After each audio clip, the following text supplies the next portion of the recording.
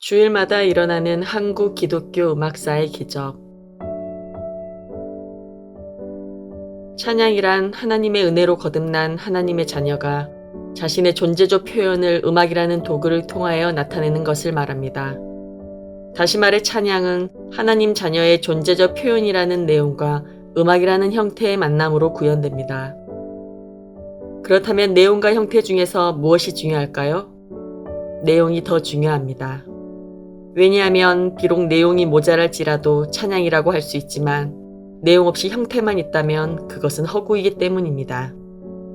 또 내용은 하나님 자녀들이 모두 소유하고 있는 반면 음악이라는 형태를 소유하지 못한 하나님 자녀가 있을 수 있기 때문입니다. 예를 들어 노래할 수 없는 청각 장애자의 경우 비록 노래는 하지 못해도 하나님 자녀로서의 표현이 바로 찬양입니다. 그렇다면 하나님 자녀의 존재적 표현으로는 어떠한 것이 있을까요? 자신을 구원해 주신 하나님에 대한 감사, 경외하기에 합당하신 하나님을 향한 높임, 하나님을 향한 사랑의 고백, 신자의 현실에서 누리는 의의 기쁨, 성화의 과정 가운데 닥치는 고난의 아픔, 죄의 쓰라림, 함께하는 성도와의 교제로 인한 즐거움, 형제로 알았던 자의 배신, 바로 이러한 내용들이 자연인들과 구별되는 신자의 존재적 표현입니다. 이러한 하나님 자녀의 존재적 표현이 모두 성경의 문학서에 담겨 있으며 특히 이 가운데 시편은 노래로 표현됩니다. 시편은 하나님 자녀들이 공유할 수 있는 유일한 가사입니다. 하나님이 완전하신 지혜로 쓰였기에 신자의 삶이라는 영역에서 빼야 할 내용도 없으며 모자람 또한 없습니다. 따라서 성도의 찬양은 시편으로 완전하므로 다른 노래를 부를 이유가 없습니다. 그럼에도 대부분의 교회는 시편을 부르는 대신 다른 찬송가를 만들어 부릅니다. 하나님께서 당신의 자녀에게 주신 시편으로 자신의 존재적 표현을 해야 한다는 사실을 잊은 채 스스로 다른 노래를 만들어 부르고 있는 것이 오늘의 현실입니다. 이 땅에 사는 자 가운데 그 어떤 자도 구원에 대하여 완전하게 알지 못합니다. 그럼에도 구원에 대하여 가사를 만든다는 것은 오류를 포함하고 있다는 것을 의미합니다. 즉, 타락한 이성으로 하나님을 추론하여 인식하는 일이 발생하고 있다는 뜻입니다. 인간은 대부분 자신이 인식하는 하나님이 성경에 계시된 하나님이라고 여깁니다. 그러나 자신이 인식하는 하나님이 성경에 계시된 하나님이 아닐 가능성이 더 큽니다. 이러한 오류의 가능성에도 불구하고 계속 찬송의 가사를 만들어낸다면 그 오류를 지속적으로 확대시키는 것이 됩니다. 이는 참으로 심각한 일이 아닐 수 없습니다.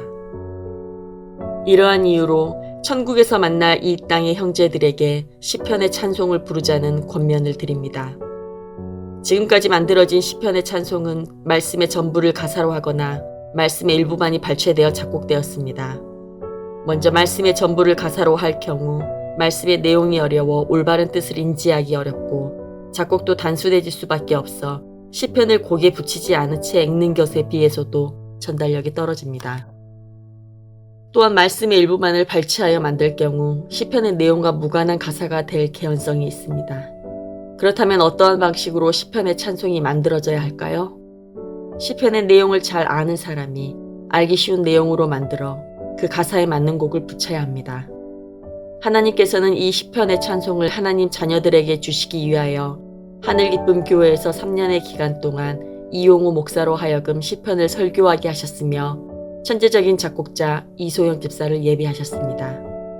이소영 집사는 인천예고 작곡가를 나와 한국예술종합학교 성악과를 졸업한 재혼으로 오로지 하나님을 향한 순전한 마음으로 시편을 작곡하고 노래하는 싱어송라이터입니다.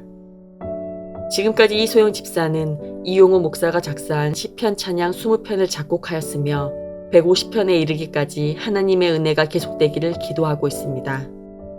이소영 집사는 선척성 백내장으로 20년 넘게 고도약시로 지내야 했으며 한예종 3학년 때 시력을 완전히 잃었습니다. 그럼에도 불구하고 주일예배 특송을 통해 시편 창작곡 한 편씩을 발표해 한국 기독교 음악사의 기적과도 같은 일이 일어나게 하고 있습니다. 하나님은 이소영 집사에게서 눈을 가져가신 대신 다른 특별한 재능을 남기셨습니다. 이제 하나님께서 남기신 그 특별한 재능으로 시편 찬송을 만들어 이 땅의 형제들과 함께 하나님 나라 백성들만이 부르는 새 노래를 부르고자 합니다.